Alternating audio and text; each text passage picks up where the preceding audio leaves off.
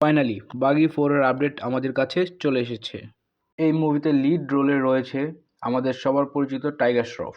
বাড়ে মিয়া ছোট মিয়ার ফ্লপের পর কোনো ডিরেক্টরই আর টাইগার শ্রফের সাথে কাজ করতে চাচ্ছে না, কারণ টাইগার শ্রফের সবগুলো মুভি বক্স অফিসে মুখ থুবড়ে পড়ে যাচ্ছে।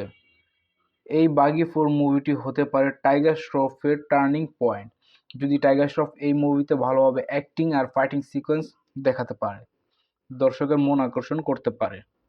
এই মুভিতে টাইগার শ্রফের লুকস আমার কাছে অসাধারণ লেগেছে।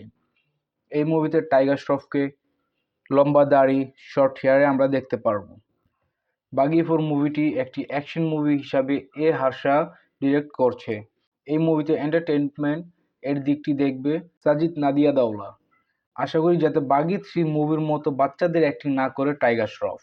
এই মুভিতে কাস্ট করা হয়েছে টাইগার শ্রফ, সঞ্জয় দত্ত, সানাম বাজওয়া, হারাস সান্ধা।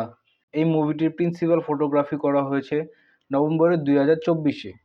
আমরা সবাই জানি সঞ্জয় দত্ত যেই মুভিতে থাকে সেই মুভি বক্স অফিসে ভালো কালেকশন করতে পারে। কেজিএফ মুভির ভিতরে সঞ্জয় দত্ত এর ভিলেনের লুকস দেখে তো আমরা সবাই অবাক। সঞ্জয় দত্তের যতগুলো ফ্যান ছিল তারা তো একদম অবাক হয়ে গেছে। বাগি 4 মুভিতে আমরা সঞ্জয় দত্তকে এইরকম ভিলেন লুকসে দেখতে পারবো। এই মুভিটি 5 সেপ্টেম্বর 2025-এ রিলিজ পাবে।